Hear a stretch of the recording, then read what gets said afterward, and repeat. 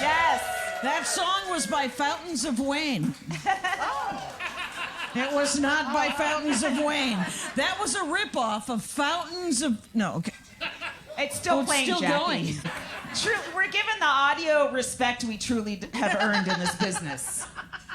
Hi, welcome to the Jackie and Laurie Show. I'm Jackie. I'm Laurie Kilmartin. We have a guest this time. Yes. First ever guest. That can't be true. It's true. Janeane Garafalo of Song and Story. Janeane Garafalo is with us today. She does stand-up comedy as well. Well, I'm not surprised you don't know because I have no social media platforms At all. And even good friends of mine say, "Why did you quit acting and doing stand-up?" I didn't. But I understand why you would think that. Guys, it has just occurred to me that only the first row can see us because we're at equal level to the audience. Is that true for the rest of you? Okay. Should we be standing? I don't think we should stand, but maybe we should. I don't want to stand. Should we get it? Why don't we intermittently Can we stand? get chairs back over here? Do you want to sit up here? No, yeah. that's dangerous. How about if we do it like this? I don't know. That's because Laurie is constantly trying to work out. Oh my God, I can't do this for an hour. That Sure. is- There's one. That is true. Okay. You know what this is? This is the classic podcast experience, which means that it's just put together higgly-piggly. Well, it is Higbee's. It is Here we Higbee's. go. Okay, guys. You know, I'd like to thank Higbee's for turning the televisions off, which is something that didn't happen in the 80s and 90s when you did a show somewhere. Well, here's the thing. Janeane, I was obsessed with you because we're about the same. We're all the same age, right? Well, I'm certain I'm older, but I'm okay. so much younger Barely. than Trust both me, of you. I know how old you are. I'm so much younger than both of you. 60. I'm She was- always the oldest person in the room. Are But you? we're 59. I'm We're older than 59 and a half. Antone's. Janeane, Antone's is only 50. We're 59 and 8 months or 10 months or something, right? We turned 60 in July. So Yes. we're like the same age group, right? Okay. Laurie keeps We're in telling the same people. wheelhouse. Jackie, no one listens But to actually, this podcast. why hide that? And actually, I don't care about aging typically, historically.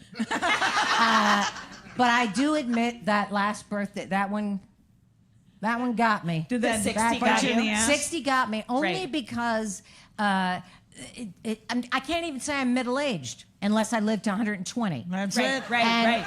And not only that, it's already difficult for me to function in modern culture because of my issues with a bit of a neo-Luddite technology. I'm not comfortable with a lot Last of night the you did a bit technology. about YouTube, and I was like, oh my I know. God, Janine's got YouTube. Oh, but here's what happened. It's because I had to cut my own hair. We don't have time, so I don't think you had to. I did Okay. because my thyroid doesn't work. I get unsolicited dreadlocks, and a friend said, Are we supposed to follow that fact up with questions, or are we just going to No, let it oh, no, stand? let that lie. Well, you can.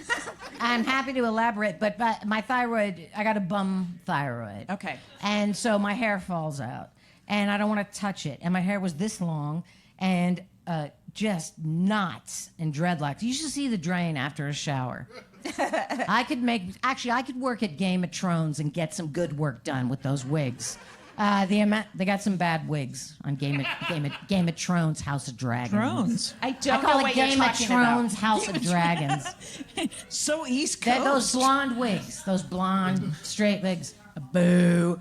I could actually make better wigs with the amount of hair in the drain. Let's focus. Sorry. Remember, I told you beforehand I talk too much.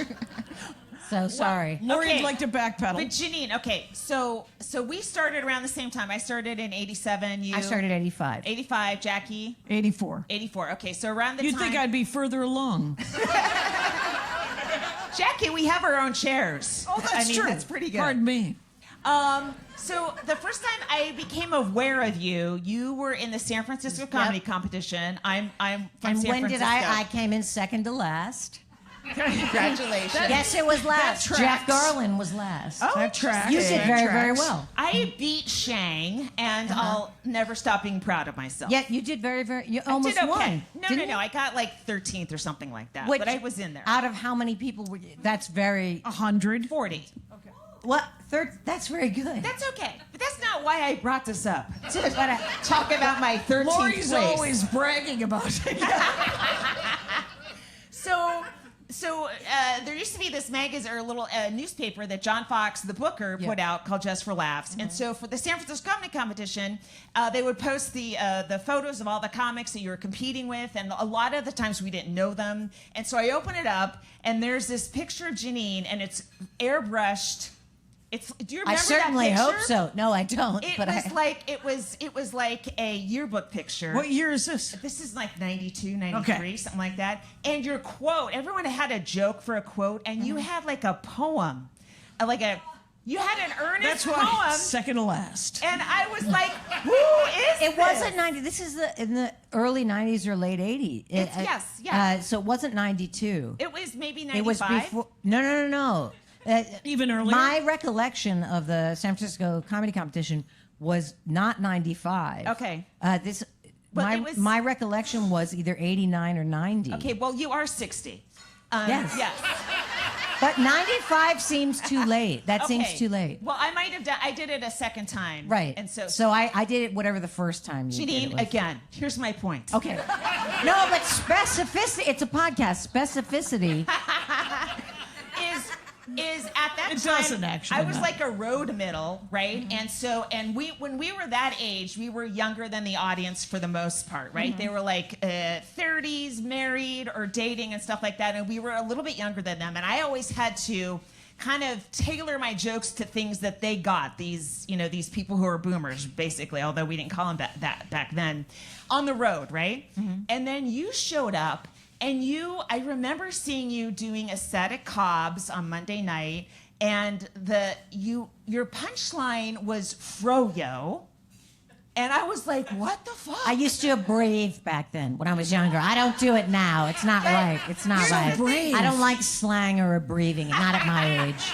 Nobody knew. Froyo. But nobody knew what I knew what it was. I'm like, that's our thing. You can't do that in front of these people. Oh, no, They won't know what everybody it was. And you didn't knows. explain it. Everybody knows what froyo. No, but they didn't Not back in then. 1990. No, it was surging. People It was knew about froyo. You was were very at the big. beginning of it. What I'm saying is you did not go out of your way to explain to the audience It what was the San fuck you were talking Francisco. about. They know what froyo means. I know, but I'm saying That's a heady audience. Lori didn't. She barely knew what froyo was, and she was just like, "Oh And my I'm God, sure she's so there amazing." was context. I'm sure there was context. I'm sure I didn't say froyo apropos of nothing. That's all I remember. I'm sure they understood. You were what creating I a meant. character. But here's my point, Janeane. Okay, yeah. Is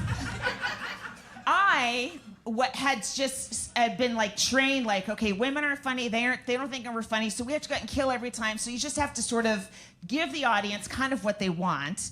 And you were up there going, I'm not going to give you what you want. I You didn't don't say even that. know what I didn't froyo wait. means. I And was like, didn't. what on earth? I didn't articulate that.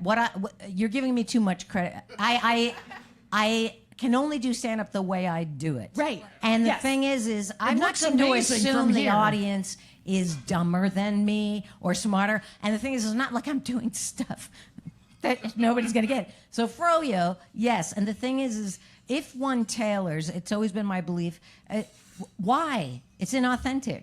And also, you won't reach the connection that you want to make with those that connect with you. Right. It always felt like a lack of pandering, though, and it was admirable. But I didn't understand that. I'm like, almost like, why is she not pandering? Right, Laurie because has does been she looking care for a about way her to career? pander. But apparently not. But the thing is pandering gets us nowhere. Do you know what I mean? Like, and also, Well, why? Janeane, have you seen comedy recently? But it's not. No, it's always been bad and good. That is the nature of any system, especially in entertainment. There will always be very good, very bad, and in the middle. And that is never going to change until the human condition changes. But the thing is it was San Francisco. Yeah. that is one of the better audiences, like Austin. I'm not pandering. That's not pandering. That is not pandering. Embarrassing. Oh my God. I take back everything I said about you. Look, she just pandered. That It's is very not beautiful. pandering. Austin, San Statement of Francisco, Chicago, Minneapolis. and also Minneapolis is very good. There are certain venues and areas, but also the San Francisco. There was a lot of very good comics in the San Francisco comedy competition. Especially in the late 80s and early 90s. I mean, And- that was a heyday of a bunch of there's- weirdos. It And was there's great. no reason. And also, I just, and also being on the road, one can pick up bad habits. But the thing is like I said, I can only do stand up the way that I do it. And I did poorly a great deal. I still do sometimes. That's the nature of it for me, because I don't. It's not like I have these great jokes. I'm not a strong joke writer. I can, like I said, I can only do it the way that I do it. But it worked. That's the thing. Like, Is that what you- I'm did you- second to last. We're like, Did you meet her? Did you meet Janine during that festival? Our paths Or- crossed, very and I was briefly. certainly aware of you because you were doing so well. well, yeah, yeah, okay. But It's true. No, in a certain context, yes, I was featuring all over. I did Spellbinders in Texas. many times, Spellbinders, Janine. I did. I never did it. This is a true. I got a Spellbinder story. Sorry. Okay, please. I did a guest set at Spellbinders and did so badly. The new rule was no more guest sets. That is a fact. That's absolutely true. Oh, that is amazing. That's absolutely See, true. everything that's you do real changes credibility. comedy a little bit. Yes, I'm a real pioneer. That's the credibility that we're looking for. Did you get to meet? Did you get to meet I'm Janine? certain we We did, and must I have do said hello. or remember, met. like a couple years later, like I think after you started doing the Ben Stiller show, and you were sort of on the rise. And I do you remember the San Francisco Improv? Of course. Okay, so you were sitting on the steps, and I walked up, and you were like you look sad, and I'm like, That's just "But my she's face. on People say that all the television." time. Like, I No, that is couldn't- just my face. People always say, "What's up? What's wrong?" That's just my face. Yeah. Especially in repose, and I was younger then, so it's always been like that. Yeah. No, but we just, I go, but things are going really well for you, and you kind of were like, and I was like, I don't understand. Oh my! That was the I don't know. interaction. But also there was Yeah, a, that was there the was interaction, Jackie. there you. was a feeling that I had back then that I was very lucky. I got very lucky in around 91, 92. I got cast on the Ben Stiller show and the Larry Sanders show because I knew Gary Shandling and Ben Stiller. It is who you know. It is who you know. And I know always you- felt like a fraud. And so I would always downplay, like when anybody said, "You're doing so great," I would say, no. I felt embarrassed. Right, it was And- pre-imposter syndrome, too. and- It was froyo imposter syndrome. And no, I always felt like there's so many other more talented people that should have had these parts, and that's how I always felt about it. And there so I always never will be. wanted to Yes. go. Yeah, it's so great. I always say, oh no. Well, yeah, and that's I mean- a terrible trait. I should You just were say raised thank as a you. girl in the 70s. No, You're fucked. that transcends gender. Yes. There's plenty of males, females, they, them, those, two, spirit, plus, what have you, that are it's case C by plus case. plus? I do know now that was a dumb thing to say, but I guess at that point I was No. like, you were like one of the first ones from our generation that was getting successful, right? Before that, it was like the Seinfeld generation, those guys, right? And you were like the first one that was our age, and I was like, that must be incredible, but you didn't look. I happy. got again. didn't fix That's just my everything. face, but also I'm sure I was downplaying it. If you gave me a compliment or said something that was positive, I'm sure I was embarrassed and said no. Could both of whatever. you learn to fucking accept a compliment? That's right, I just said it. Yes. It's a terrible trait, and I Yes. need to just say thank you. That's it. And It's a full I sentence. do try to do that now. Well, congrats on the Ben Stiller show. Thank you. You're welcome. Was Gary Shandling really nice? There we go. Rest in peace. Best boss I ever had. I had no idea it wasn't going to be like that moving forward. I had no idea that when you were doing a show and there was a person at the top of that show saying, "Try something different. Try to surprise me," and that I didn't know because I didn't. My first acting jobs were the Ben Stiller show and the Gary Shandling show. I was 27, which is considered late to start acting, and I thought, oh, is it like this? Boy, it is not like that all the time. And a lot of people do not like it when you surprise them by saying something. And I never would surprise somebody out of context. And I would never surprise somebody in a way that would change how they would respond. Oh, you're not a jump scare actress. Not like a child with a juice box at a park. Whoosh. That's insane. But I learned that the hard way. Yeah. Don't do that unless somebody says you can do that.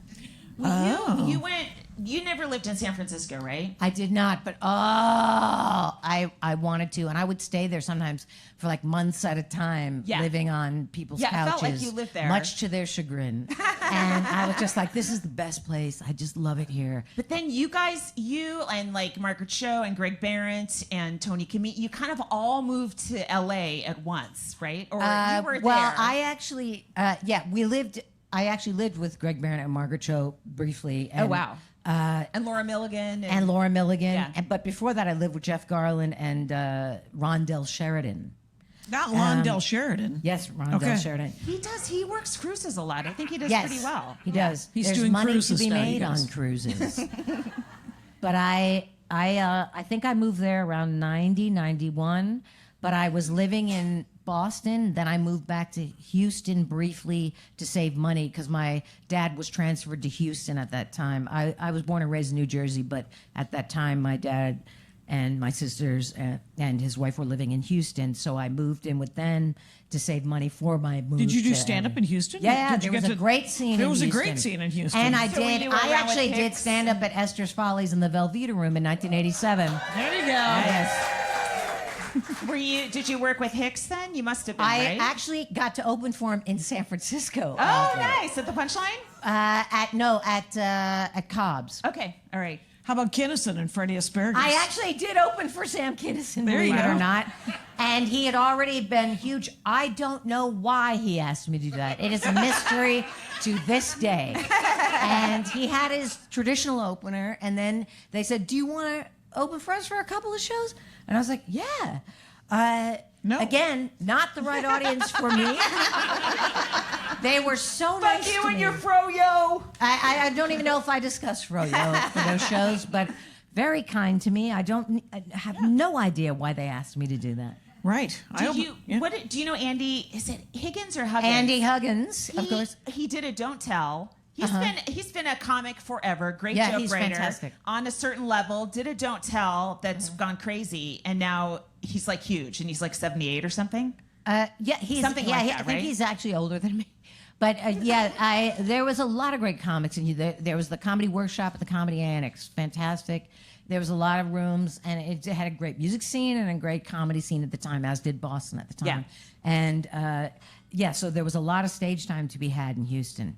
Oh, that's great, because there were a bunch of Houston guys that I got to meet. Minneapolis comedy, not quite as cool, but I did get great comedy. as a guest of Liz Winstead. I did go to Minneapolis. Liz Winstead, of course, I genius, love Minneapolis. co-creator of The Daily Show, Liz Winstead. And now a Find very her. important activist Yes, in all... Abortion Action Front. Give your money to her. Okay, so, here's my Janeane Garafalo story. Let's talk about you. Okay. Oh, good times.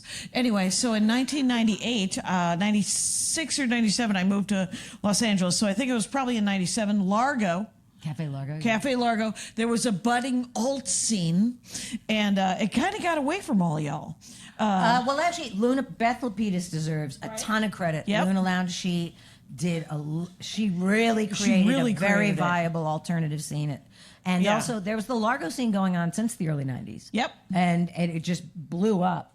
Yep. And then it was just really happening. It was in New York and L.A. Yeah. Why did you guys want that? Is it because I guess it was a little getting very formulaic at the time, right? Everyone was working on the evening at the improv sets or something. Here's the thing. It was very hard to pass at either the store or the improv. It was difficult, and if you worked at the improv back then, you couldn't work at the store. Right. It was just necessity. It wasn't nonsense, and also you would get very few sets. Also, if you didn't do stand up in a I guess what was considered back then a more traditional way, and it's not like I tried to do it non-traditionally. Right. It's just not my forte to do it that way. And we didn't call ourselves alternative comics at all. That came from a journalist in Los Angeles who was piggybacking on the alt music scene. Right. And which used to be called college radio or indie rock or left of the dial. And then it became alt once been the Seattle scene and all of that. And so this journalist just put myself and David Cross and Bob Odenkirk, and it was mostly about the way we dressed, which I guess was similar to the way... to the grungy... I guess. And it's been a way people dress in certain subsets of culture since the late 70s. The whole time? And it tends to be a taste in music, a taste in comedy. It just, you know what I'm talking about. You gravitate towards a certain type of music, a certain type of comedy, a certain type of literature, and a way of doing stand-up. And you find your people that way. And we never called ourselves that. And also we started, myself and Dana Gould and Kathy Griffin and Moon Unit Zappa, started doing stand-up in rooms because we couldn't get sets at the improv or at the comedy store. I would like to tell you what Mitzi Shore said to me when I auditioned. Yes, please do. She said, come here. Come here. Uh-oh. You got a lot of attitude and no talent to back it up. And it was so devastating, it was funny. Yes. You know what I mean? Like, sometimes things are so crushing that it doesn't even hurt. Does that make sense? That was such an unkind thing to say. Yeah. That it actually didn't bother me. And the Comedy Store wasn't right for me. It really wasn't at that time. I don't know if it's better now, but the improv was a better fit for me. And the only reason I passed is after 10 auditions, Dennis Miller said, will you give her a break? Because he knew it had been 10. And I wish I could say Dennis Miller was a good guy. I'm sorry, but I cannot. A broken clock is right once in its lifetime. Something's gone very awry. With his politics. Was it Bud Friedman himself that Bud was passing Friedman people? only did it because Dennis Miller said, would you just take pity? Because somehow his brother Jimmy told him I had, who was very nice to Jimmy me. Miller, yeah. Great guy. Shiny said, she's as fuck. auditioned 10 times. He's never going to pass her. And I think Dennis Miller, for whatever reason, there was some brief soft spot in his heart. And he said, would you just give her a break? And Bud went, okay. Because it was Dennis Miller. Right. And that's the only way I passed there. I wouldn't have otherwise. Wow. Yeah. So I accidentally opened for Dennis Miller once in Reno. I was headlining the Reno Catch at the Silver Legacy. Hold your applause. And he had forgotten to get an opener. And so they said, do you want to make an extra $500 by going downstairs to their weird theater? And I said, I do. And I just had to do 15. And so I went down and it turns out I did well. And as we passed, and I had this on tape, he went, wow, you're really good. Has Jay seen you? And I said, Jay who? And he meant Leno. And that was that. That was that. And but he said a nice thing. I mean, well, back then he still curated a good audience because people remembered him from Weekend Update. Right. And they gave him, and he wasn't unreasonable. You know, he was on the right side of history back then, seemingly. Now, he was ill-mannered a lot of times socially, but he was funny, and you were like, I think I like him. So he wound up getting very good audiences back then. Right. Same with Bill Maher. And Bill Maher back then. Same what with an Bill old Maher. curmudgeon he's become. Knuckle supper, man. God. Knuckle supper. I want to just shout at the TV, you're wrong. You're wrong. And you're mean. Right. So I did Largo because I moved to Los Angeles, and I was never alt. I featured the road like a weird pony as well. Like I just ground it out for a dozen years. Yeah. But when I got to Los Angeles, I couldn't get up at the Improv or the store either. And there were all these just put up shows. And then I met the guy, I ended up finding, and they're like, well, you can do the alt show. And then someone told me the alt show, you had to always do new stuff. That's not strictly true. It wasn't strictly true. There was some nights where they encouraged you just to stretch, because we had a lot of repeat audience members. Right. So And it's they like, want to see the same try and bits. do something new, because that's the best audience in the world. They're there for that. Right. But if you didn't, it wasn't like somebody No. would say, "Hey, get off." Right. But I think I heard about this up in San Francisco and was like, they're always bombing? That's unacceptable. Well, it was like just one of those things, because like I said, there was a lot of the same faces every week in the audience. Right, yeah. And it was almost for them, like, just try something new. Yeah. each time, because they were the type of audience that really They were liked so that. giving. They were so incredibly supportive. They were just like, no, what happened today? And one of the first times I met you, I was standing outside Largo. I had just done a couple of shots. I had already been up. I'm certain I had as well. I was over at the Cantor's bar next to the bar. There's a bar next to Cantor's that it's a great place to give up, you guys. And you ever make it over to LA? But I was standing out there, and you were. I had already been up, and it was sort of later in the show. And I said, "Oh, I think you're up soon." And you went, "I had to go buy a CD today because I don't know what the hell I'm talking about." So you went and bought a new album. Did I? And to listen to some music, and I don't remember what album. It's a great story, you guys. That's where it ends. That's so strange.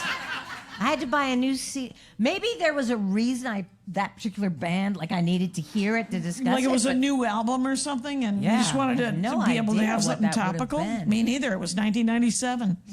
Were you out doing feature work at clubs, like just did you do like triple runs, one-nighters, all that kind of stuff? Well, here's the thing. When I first started, and I was doing strictly stand-up from 19 to 27. Then, like I said, I managed to get those two jobs. Yeah. And I could do stand-up not as much anymore, because you never know what time you're done with these things. Right. And then, oddly, more luck happened, and it's like movies happen, and then you can't do stand-up as much as you want to. Yeah, right. So I didn't grow as a stand-up, and also my drinking was hardcore. Not proud of that. So I stunted my own growth as a stand-up for a very long time, and was still getting these opportunities to do specials and stuff, which embarrasses me to my core.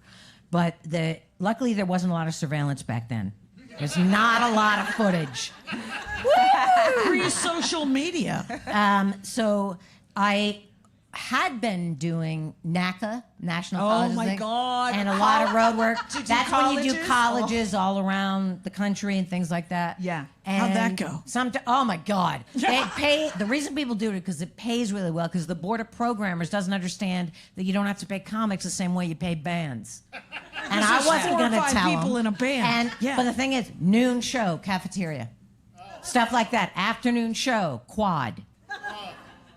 not advertised, and you're doing an hour. Not no matter advertised what. unless the students look at back then their student bulletin board. Yeah, right. And so you earned that money. Yeah. And you would Every go to a dime. hub city, rent a car with an old-timey map, go from college to college, and do it that way. And it was painful. I know Brutal. one comedian who went insane from doing colleges. Oh, wow. Well, Yes. it was We'll talk it later. paid so well that, Yes. Do you want to write that's- it down and pass it around? No, I'm That's kidding. what you do. But it would drive you mad, because it's very hard to do And well. it's so lonely. If you're the only comic there, you're talking to the students. They're excited. And at that sometimes. time, I was this much older than the students, Right. which But you wasn't a feel bad 50 thing. years older Wasn't a than- bad thing. Yeah, well, you didn't, but I did. But But you have to do an hour. But I don't mind being alone. I've always not minded being alone, so that doesn't bother me at all. But the thing is I would always keep in mind, it's great pay. It's very good. Did money you buy you're making. land? I didn't. Here's the Good. thing. There you When go. I was making a lot of money in the 90s, I had a hunch that it was fleeting. I had a hunch this is not going to last This forever. is why the comics came to this podcast. And I was fiscally prudent. It's one of the only smart things I ever did. yes, Thank you. Well done. And I was like, don't buy a lot of stuff. And I got a financial manager, because I was like, my low self-esteem served me extremely well. And I was like, there's no way this is going to last. Right. Because I know myself well enough to know that if it does dip, I'm not a go-getter. I'm not like, we're going to keep it going. Gonna do what you gotta do, and I'm not, and it didn't. She's not gonna do what you gotta do. And so I have no children, and I don't buy stuff. You know what I mean? And I have a financial advisor. Thank God, because I make, so, you know, it. You do sets in New York, right? I do a lot of sets in New York, and a certain amount of road work, and I do voiceover work. And that is about the extent of it. Not because I don't want to be an actor. I would very much like to still be an actor. Yeah. And I've made a ton of movies no one will ever see. And they're the type of budget where the person's like, can you bring some jeans from home? Yes, I can. And I do. And so it's like 90% of SAG-AFTRA. 90% of SAG-AFTRA has day jobs, and you know, that's the way it is, and I'm not complaining because nobody forces you to do this. Right. So I am not complaining. I'm just saying that it can be painful for me, and this is just me feeling sorry for myself, to not have access. Yeah. You know what I mean? Like there's flows where people are in or you're out, and I've been out longer than I was in, so I've gotten used to it. But there's still times where it's like, man, I can't even get an audition. I'm not asking for anybody to give me anything, but to not even be able to get in the room. Right. And now COVID has made things even worse. Nobody will see They anybody. want to Zoom. They want to Zoom. You got to send a tape. Do they look at it? I doubt it. You know what I mean? Like it's just, it makes things, and I'm sure in all your jobs, it makes things harder to connect, harder to communicate. And it's really a bummer. They could go and meet you. They've just decided, oh, I like working at home, and I get it, but it's a real bummer. Would you consider like hiring someone to create? Absolutely not. Absolutely not. Let me finish and my now, sentence. having said that, I want everybody to know there's a fake me on Instagram. I don't know why. Why me? Nobody even remembers. You know what I mean? It's not 1998. That's crazy. A fake me tweeting. A fake. I don't know why. You're fakely doing all kinds of things. And Are they so- doing it in character? They use my pictures, and I. Well, and, how does it sound though? Are they? Would it be I things that can't you would bear say? to look at it. I can guarantee you it is not what I would say. And also, I would want it never to be hire, what you would say. Listen, the more you put yourself out there, the more you give people a reason to dislike you. And I have Nobody dislikes me. I just want you to know that's actually true. that there's no reason. That is actually true. This is the golden retriever Everyone of humanity. likes. That is true.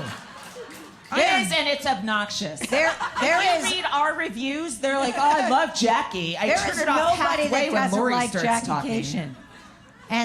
And you deserve every bit of it. Well, I do. Can we take a...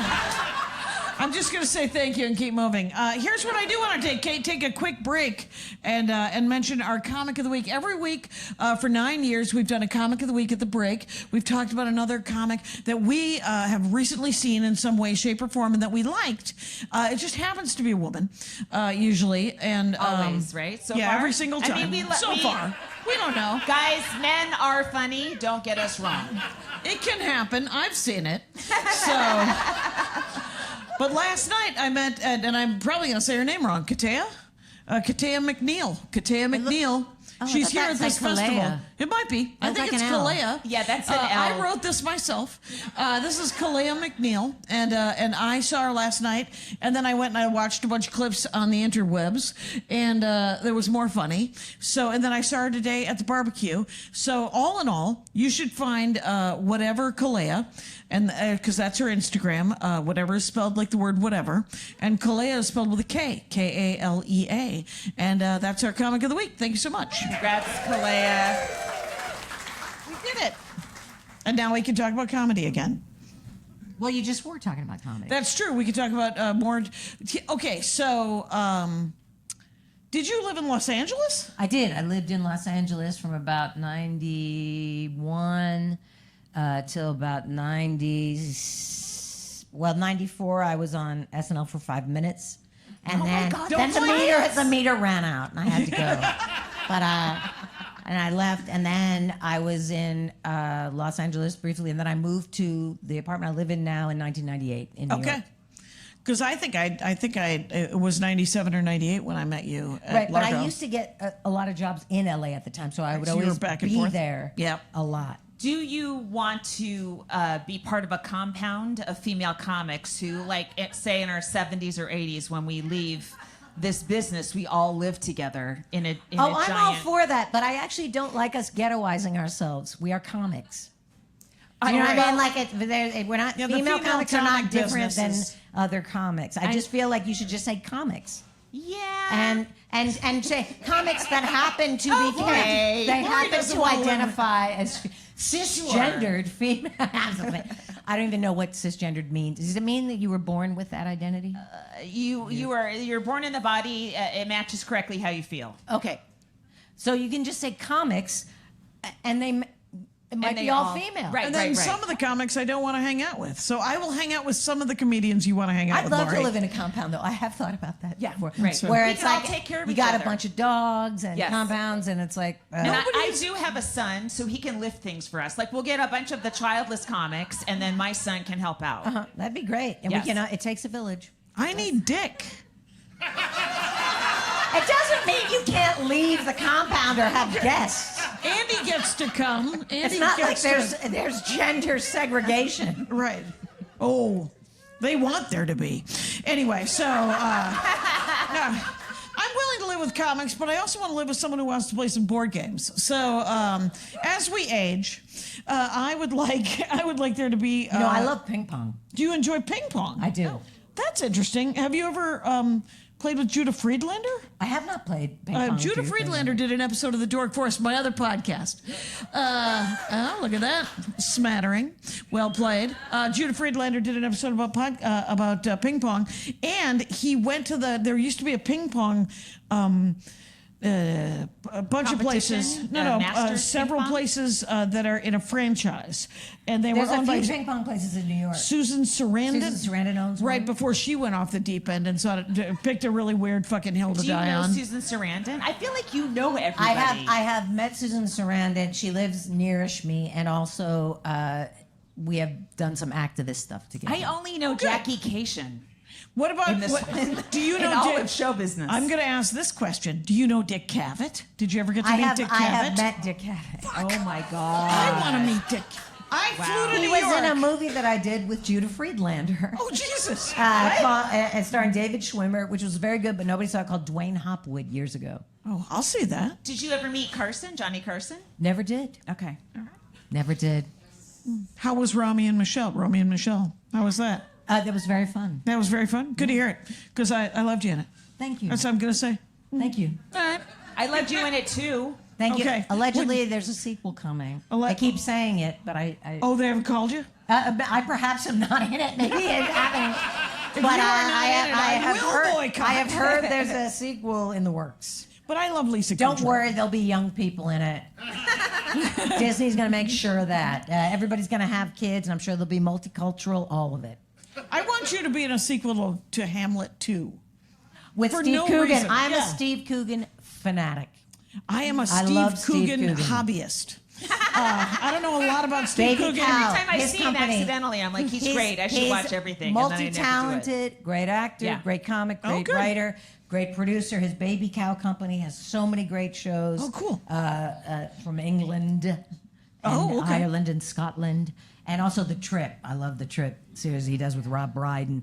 But Steve Coogan is an extremely talented. I've been a fan for a very long time. Janine. Yes, dear. You do spots in New York now. At Oh my gosh, regular I do. clubs. That's the best part about living in New York Yeah. or Brooklyn or the outer boroughs. Once you're dialed in, Yes. and you can do as many spots 7 nights a week, Right. and there is a comedy going on in rooms that are not traditionally comedy clubs and comedy But you clubs. do traditional stuff too. I do the Stand in Yeah. Eastville, which is probably the most traditional of the clubs. Mm-hmm. But also there's Bell House, Union Hall, Little Fields, and there's all manner of things how that many do like how many one- nights a week are you I going probably up? do stand up in New York 6 nights a week.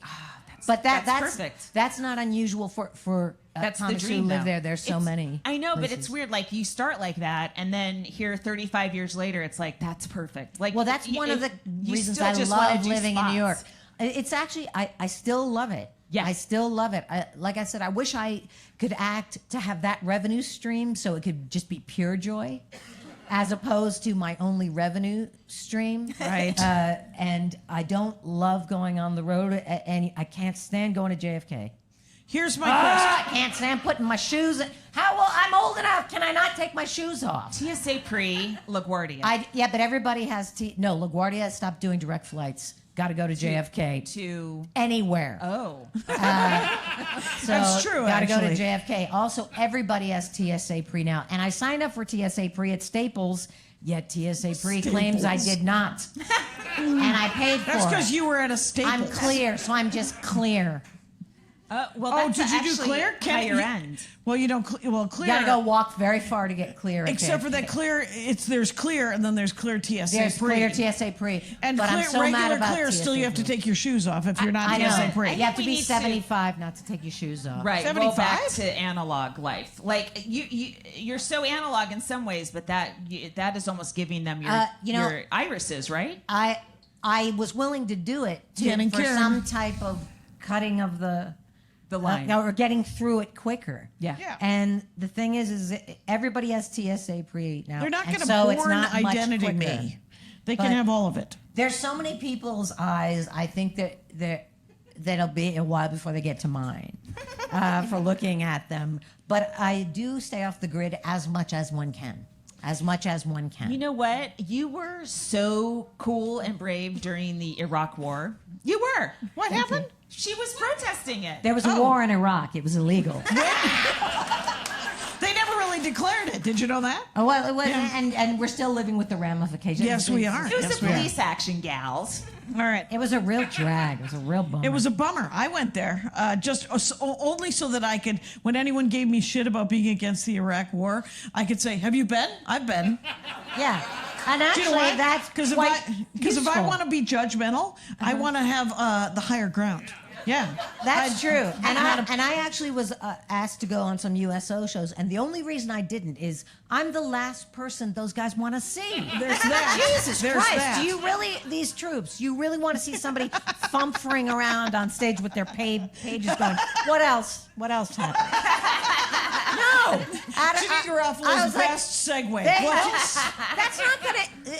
They definitely don't want to see me. You know? Well, and here's what I have to say is I have to back up. Wait, do you want to talk about Iraq or No, I was so impressed by you were very loud about it. Not a lot of people were. There was a lot of famous people. were. There was a lot of people against it.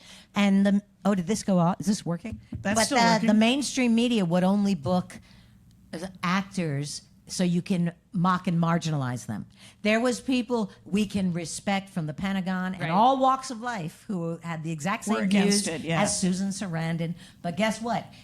They understand that some people have this visceral reaction like, why should I listen to Susan Sarandon? Why should I listen to Janeane? Shut up and act. That's why they do that. Yeah. And because they weren't booking people that people don't do lawyers that to. and politicians. Yeah. I myself and a few others, and believe me, I did not want to, but if they weren't going to put anybody from the opposing side on unless it's people easily dismissed. Wow. So it was, I hated every second of it. Right. I hated it. It was painful. The pushback was painful. And I am not one of those people where things roll off my back. It doesn't. Right.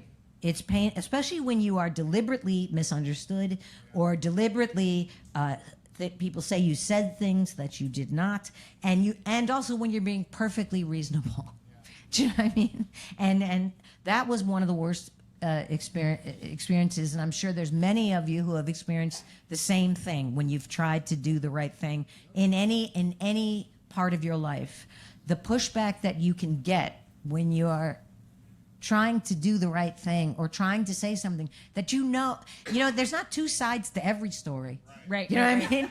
Some, but there is such a thing as an absolute fact. And the thing is the stakes are so high Think about all the hundreds and thousands of people that have been wounded and are dead. Yeah. All involved in that conflict, and the ground soil that is ruined, the lives that have been ruined, that will never be made right. The refugee crisis is still happening. The fallout is still happening. The debt is still there. So this is no small thing. And guess what? It's even worse now. Just when you thought you had the bottom of the barrel, we've got you lift up the barrel, there's a whole new bottom. Right, And, right. And luckily now, there's not as much pushback. This is tinny. It's annoying for you, I'm sure. Am I not modulating? Oh, that's okay. But I'm talking too much. No. Here's my I question. talk too much. Here's what I'm going to say. First of all, did it hurt more than when Mitzi said that to you? Yes. Okay, there you go. Oh, it was terrible. Okay, and then here's my question, much lighter. How did you get to Brooklyn? Do you have a car? I can walk over the Manhattan Bridge. What? It's so easy. Or you take the subway. The subway. But when you get to You know Brooklyn, how close Brooklyn is. Brooklyn is close, but once you get to Brooklyn, then you have to get around Brooklyn, right? Yes, and it's very easy. Oh, shit. It's easy walk. Also, I'm a bit of a pedesto because I don't want to exercise formally. Oh, interesting. Interesting. So I So make the myself not. walk. Okay. It's That's how I broke my wrist. Oh, did you? Oh, did you? Walking super fast. And then with wipe a, out? with a backpack full of Red Bull and water. There's an uneven sidewalk, and I fell and put my hand out and broke these 2 fingers on my wrist. Oh, drag. So embarrassing. It was so Right. embarrassing. What did the East German judge give you? That is that's an old I line think it's from where I'm sitting, it's still Defending tinny, or Your I'm being too Life, loud. a movie that. Oh my God, Albert Brooks, Defending Your Life. Yeah, Fantastic. that's sure. There you go. My friend, comic buddy of mine, Jim, says that there's 2 kinds of people: people who like old Albert Brooks and people who like new Albert Brooks. I'm telling you, that's a litmus test. Modern romance, real life, Yeah. Lost in America. Don't want any of them. Which are the 3 Yeah, greatest Mother. in the oeuvre. Mother is good. Mother and Defending is Your Life good. are my 2 And then it favorites. sort of is not as much Right. Well, we all to have my taste issues. afterwards, but I Yes. still think Albert Brooks' comedy albums and his Carson appearances, Yes. Albert Brooks, fantastic. Fantastic comic. Not Really to be amazing. confused with Mel Brooks, who was also lovely. Right. But I'm just saying that Albert And Brooks' gifted. early stuff is beyond sublime. So great. I would love to be an Albert Brooks too. Did you listen to stand up when you were a kid? I mean, we didn't because have it a was lot very though. There was actually in the early 70s and late 60s, comedy albums were were a very thing. big, a very big thing. Well, we Richard didn't have them Pryor? at my house. And my older brother, Yeah. 6 years older than me, had all the Cheech and Chong and George Carlin. These were big. These Right. albums were very big. And then Steve Martin blew up huge with his Yes, Let's Get yes. Small. Yeah. But my parents had Nichols and May and Bob and Ray albums. Oh, that's And, great. Wow. It was actually a done thing. I feel like in the To early sit around and 70s, listen to mid- albums. to listen Yeah. to comedy albums. We never did, but- But you had we did a lot. an older brother will kind of get you into stuff like that, right? And like I said, my parents, it's not that they listened to them a lot, but I started listening to their Bob and Ray and Nichols and Bob Newhart. Right. And it was just, these were so good. And I didn't listen to Newhart till after I started doing stand my up. dad had the phone call, Yeah. so good, so good. And then growing up, obviously watching the Bob Newhart show and Mary Tyler Moore and Carol Burnett, SCTV came on in 1975, as did SNL. And I always aired on the side of SCTV because it's a different animal. They're on film. But SCTV has long been like one of the most important things in my life, formatively, comedy-wise. Just the love of that, and also the albums. And I think there's now. I think then it started again. People putting comedy albums and CDs out. stuff Right, like right, that. right. Now you can do it online. We listened to Zig Ziglar and Tony Robbins. I'm not even kidding. We would sit around and sell the sizzle, not the steak. And you can make any sale if you believe in the product. And if you don't believe in the product, believe in the product. And so yeah, my father. And then when I started doing stand up, I came home and my stepmother had comedy albums, and I listened to one of them, and my father had stolen a bunch of the bits. and I told them at the dinner table, and I said, Dad, you can't steal material. That's the first thing I learned. I'm 19, right? And he goes, I'm not a comic. I can do whatever the hell I want. And he of course, is not wrong. And back then, people used to borrow material all the time. In the 80s and 90s on the road, because it was hard to get busted. It would happen all the time. Right, and if you did it on Comics would do TV... stuff on the road that other comics were doing that they liked. And it happened all the time, because when I would be opening for these people, I'd be like, oh my God, that's Kenny Rogerson's joke. Oh, Yeah. wow. Whatever. Yeah. But the thing is, nobody could catch you. Yeah, and there was no, I mean, there's still no enforcement. I mean, the enforcement, There is you would now. hear about They're it. publicly shamed. And you know what I Well- mean? Like, people will online discuss it. People But also, yeah. comedy fans are a little too, like, they don't understand parallel thought or That's There is true. parallel something. thought. It's like That's if different. you That's use the different. same words in a joke, it's not the same joke. Right. You know, Right. and they think because they listen to comedy podcasts that they understand what stand-up is and joke writing some know is. and some do, don't, but some don't. And also, there's hearsay. People are like, so and so was doing so. People, it's people. Right. There's nothing more powerful than a fixed idea. Once somebody asserts something, then it's like a game of telephone. I do love, then though. it just becomes mob mentality. about it. I love it when the stories you hear sometimes about, you're like, that guy's doing your bit, and then the other comic will go up to him and say, you doing that bit? And you go, yeah, and I'm still going to do it. And then they punch him in the nose. That is I've heard a couple really? of those stories, Wow. but that was a Midwestern thing, possibly. But it was, Augie Smith knows all of But those there is stories. common They're ground. There's outstanding. certainly many things people are going to discuss, whether it be Oh, political, parallel. cultural, Yeah. or in their social life. There's many things that are. gonna Everybody be has parents. common Everybody has ground. Yeah, wives and husbands and it's partners. your own perspective that you bring to it. That would be what separates it. Right. Hey, let's take another quick break. What do you think about that? In our, I don't know, we only have like 10 minutes left. Where are you? Take an intermission, a half-hour intermission, and then we come back for 10 minutes. That was just for Kyle, actually, just so Kyle knows what to do, and or where to put it, I guess. But what do you? That's what she said. Yeah, exactly. Where? Let me just say I was that embarrassed to do You it. could be a and I hack, almost Janine. laughed. Come on now. You'll Kyle notice I knows lagged where to before I put went up, she said. Kyle is aware where to put But I it. don't like that kind of talk. I don't like to work for it. I don't like vulgarity. Janine, are you like working on an hour for a special now? No. I actually have lots of material because I'll talk your ear off. But the thing is I've done a few specials. It's like I would like to do a special. I think I'm the only comic in the world Netflix has passed on multiple times. They give everybody a special. Everybody. Well, And not the not metric everyone. they use is the metric they use Yes. is online presence and followers. That is the modern metric, and I have none. But I will And- say that, And I don't want to does finance it, my own. It makes me feel terrible Could about fake myself. Janine on Twitter do an hour on Netflix for you? Well, it's just one of those things where I just feel like, and also, who cares? It's not like there's this nation going, please. Please. when will we see? A grateful nation awaits another Janeane Garafalo special. No, When will it- they no. don't. And I'm not being self-deprecating. I'm a pragmatist, if nothing else. Listen, there's enough specials, right? Yeah, there's plenty of No, but comedy there's going not on. enough good specials, and there's not enough specials by somebody who thinks differently. There's always Again, you're giving room. me far too much credit. No, there's always room for you. Well, Right. thank you. That's That's very Janine kind. Garofalo fans, unite! That's very kind.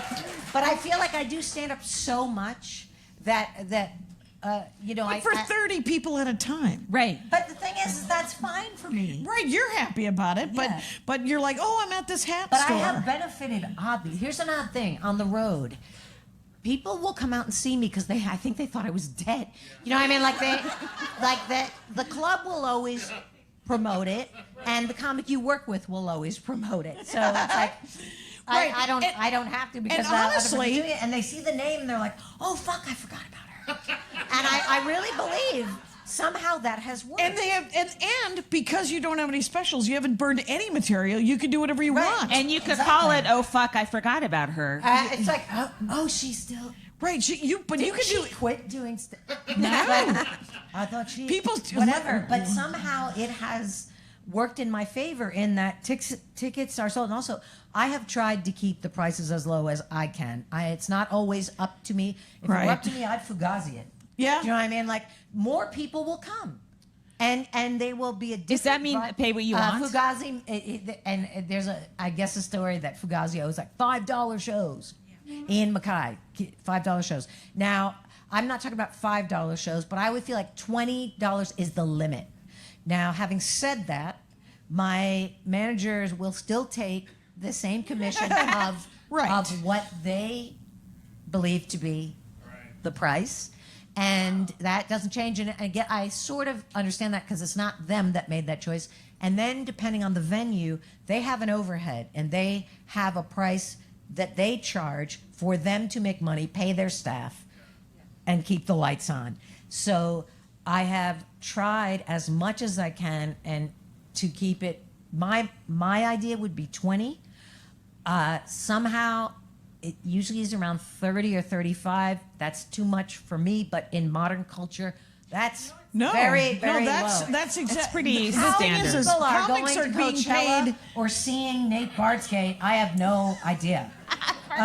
Nate Bargatze? Are you paying $500? Yes. Or I don't even want $1,000 to see $500 Beyonce? to see who I want to see. My dad wouldn't Do you know what I pay. mean? Like, that's nuts. Well- For people paying to see bands and to see But the see.